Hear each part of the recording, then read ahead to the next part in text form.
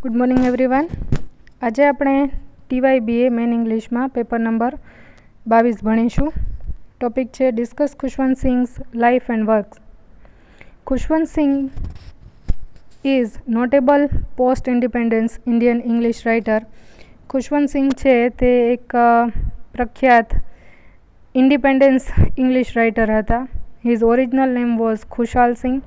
તેમનું મૂળ નામ છે તે રિયલ નેમ જે છે તે ખુશાલ સિંઘ હતું, which he later change to Khushwant Singh, અને પછી તેમણે ચેન્જ કરી અને ખુશવંત સિંઘ રાખ્યું. Khushwant Singh is the foremost Indian writer known famously for his remarkable novel. Khushwant Singh છે તે ઇન્ડિયન રાઇટર હતા અને તે જાણીતા હતા એના novel train to Pakistan which depicted the partition of India, કે જે છે તે ભારતનું જે વિભાજન થયું તેના માટે ટ્રેન ટુ પાકિસ્તાન જે નોવેલ છે તેના માટે તે પ્રખ્યાત હતા. He was born in Hadali in 1915 which is now in Pakistan. તેમનો જન્મ છે તે હડાલીમાં થયો હતો 1915માં, જે અત્યારે હાલમાં પાકિસ્તાનમાં છે.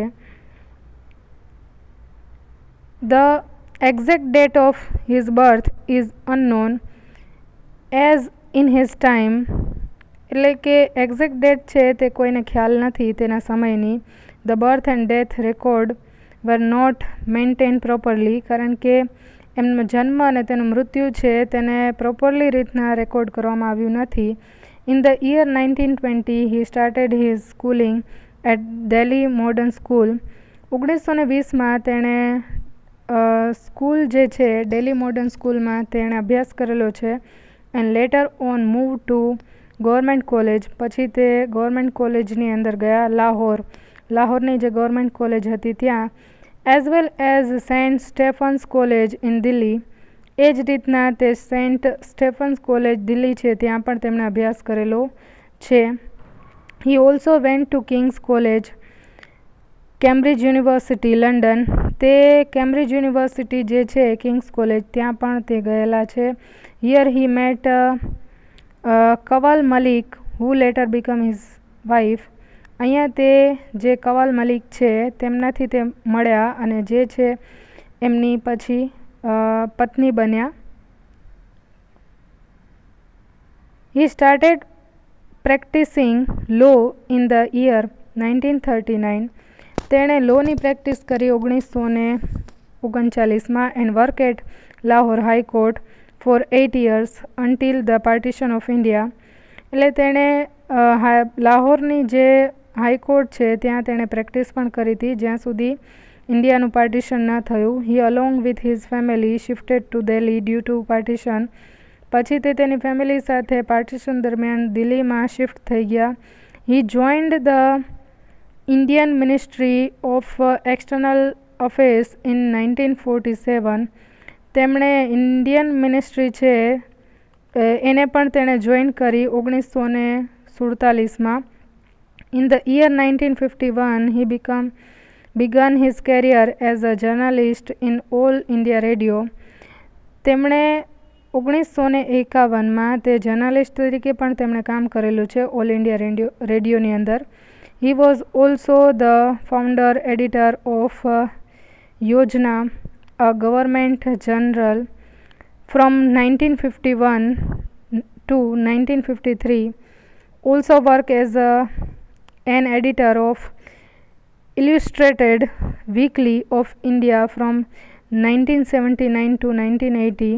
એટલે કે તેમણે યોજના જે એડિટર છે એની અંદર પણ તેમણે કામ કરેલું છે 1951થી 1953, અને તેમણે ઇલ્યુસ્ટ્રેટેડ વીકલી જે ઓફ ઇન્ડિયા જે છે તેની અંદર પણ 1979થી 1980 દરમિયાન તેમણે કામ કરેલું છે. He was also chief editor of new Delhi from 1979 to 1980 and work as a editor of Hindustan times from 1980 to 1983, in which his column with Malik towards one and all become one of the most popular column of the day.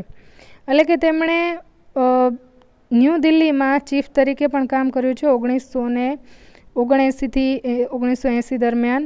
અને તેમણે Hindustan times Hindustan times તેની અંદર 1980 થી 1983 દરમિયાન એમાં પણ કામ કરેલું છે. અને તેણે કોલમ પણ લખી છે with Malik towards one and all, અને તે ખૂબ જ પોપ્યુલર પણ તેના દિવસોમાં થઈ હતી.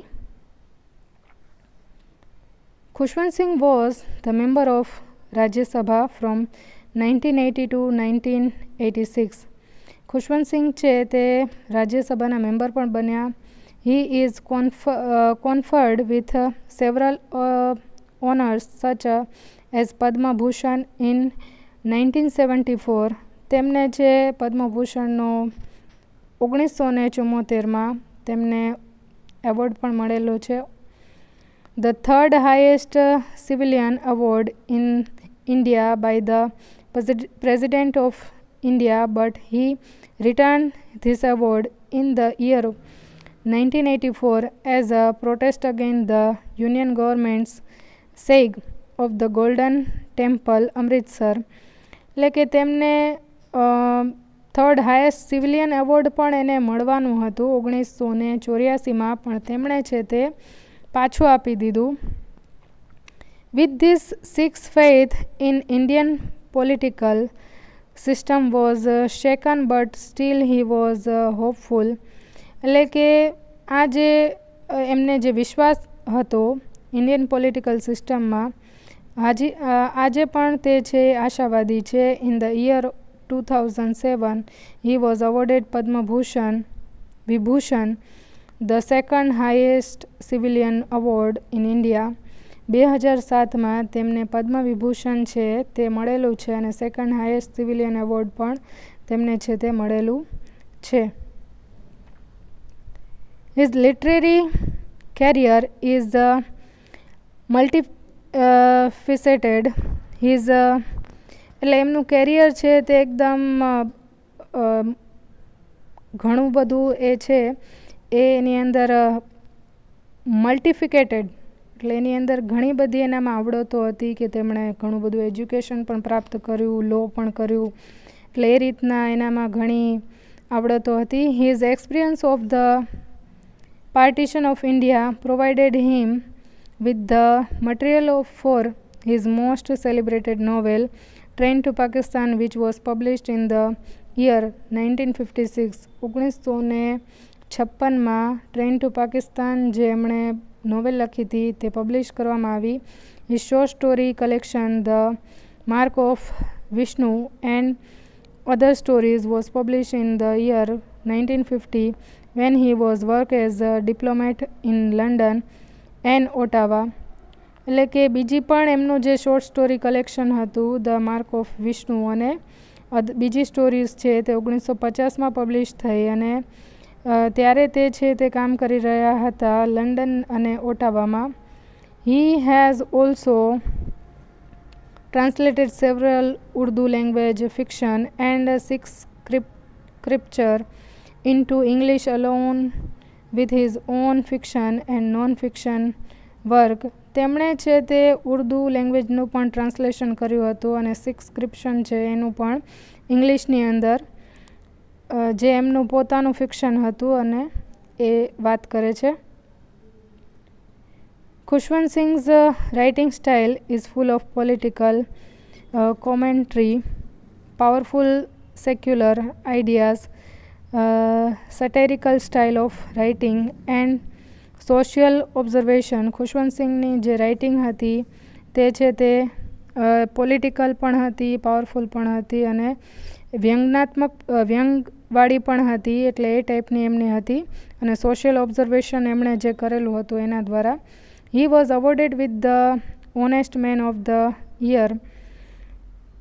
એને એવોર્ડ પણ મળેલું હતું કે આ એક પ્રામાણિક વ્યક્તિ છે એ ટાઈપનો. For his honesty, courage and humour in his writing by the Sulabh international social service organisation in the year 2000. 2000માં એમણે જે કામ કરેલું હતું તેના માટે તેને એવોર્ડ મળેલો હતો. Since retired from writing after publishing his last work, The Good, the Bad and the Ridiculous in the year 2013 में એમણે જે આ વર્ક કરેલું છે ત્યારબાદ તેમણે રાઇટિંગમાંથી રિટાયરમેન્ટ લઈ લીધું. The book criticise the religious practices in India and receive much critical acclaim. અને આ બુક ઉપર ક્રિટિસાઇઝ પણ અમુક રીતના કરવામાં આવ્યું હતું.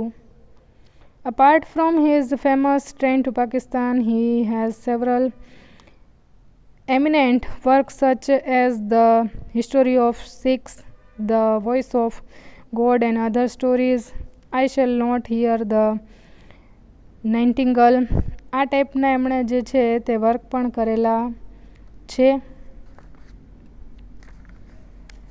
Ranjit Singh, the Maharaja of the Punjab, Delhi a novel, truth, love and little malice, the company of women, આ બધા વર્ક એમણે કરેલા છે. He has translated Rajinder Singh Bedi's Urdu novel Ek Chadar Maili Si in English as I take this woman.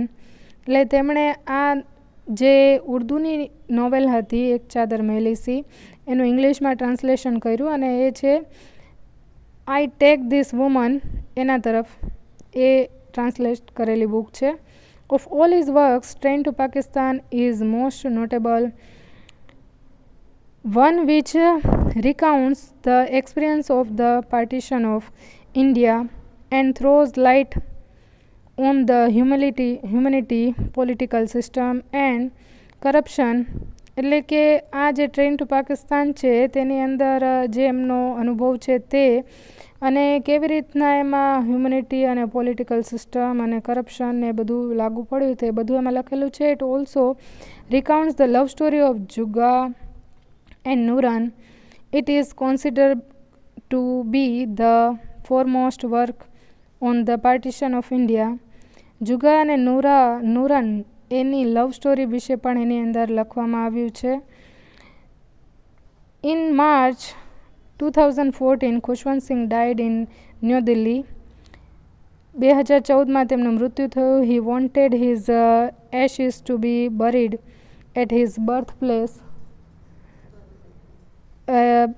એ ઈચ્છતા હતા કે એમની જે રાખ છે તેને તેના બર્થ પ્લેસ ઇન પાકિસ્તાન જે હતું ત્યાં છે તેને ત્યાં મૂકવામાં આવે. Which was performed according to his last wish. આ એમની છેલ્લી ઈચ્છા હતી. Khushwant will always be remarkable as an eloquent author, lawyer, diplomat, journalist and politician with an honest, witty and provocative writing. એટલે ખુશવંત સિંહ છે તે હંમેશા યાદગાર તરીકે રહે છે, એક લેખક તરીકે, લોયર તરીકે, ડિપ્લોમેટ અને જર્નાલિસ્ટ અને પોલિટિશિયન અને એક પ્રામાણિક તરીકે પણ એ છે તે યાદગાર છે તેમના લેખનની અંદર. તો અહીંયા આપણો ટોપિક પૂરો થાય છે.